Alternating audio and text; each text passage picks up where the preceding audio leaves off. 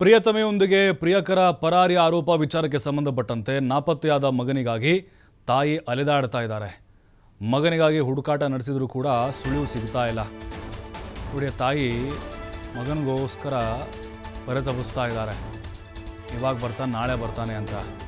ಮಗನ ಫೋಟೋ ಬಳಸಿ ಮಾಟ ಮಂತ್ರ ಮಾಡಿದ್ದಾರೆ ಎಂಬ ಆರೋಪ ಮಾಡಿದ್ದಾರೆ.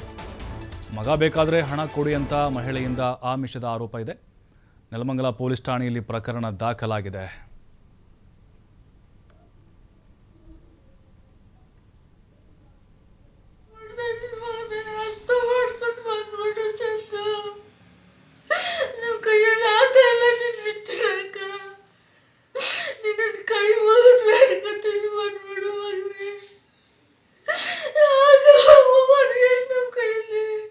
ಮಗು ಬೇರೆ ಐತೆ, 8 ವರ್ಷ. ನೀನು ಮೋಸ ಮಾಡಿ ಅನ್ಯಾಯ ಮಾಡ್ತಾಳೆ ಕಣೋ.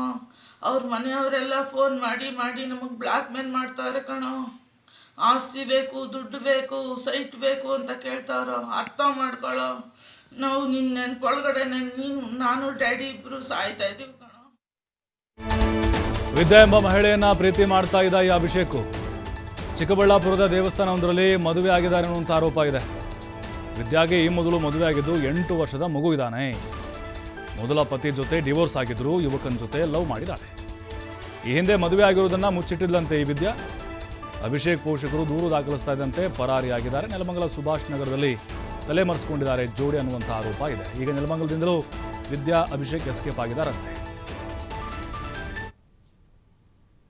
ಹಿಂಗೆ ಮಾಟ ಮಂತ್ರ ಎಲ್ಲ ಮಾಡಿಸಿ ನಿನ್ನ ಈ ಥರ ಮಾಡಿ ಇವಾಗ ಲಕ್ಷಾಂತರ ರೂಪಾಯಿ ಬೇಕು, ನಮ್ಮ ಜಮೀನು ಬೇಕು, ಮನೆ ಬೇಕು ಅಂತ ಹೇಳ್ತಾವ್ರೆ.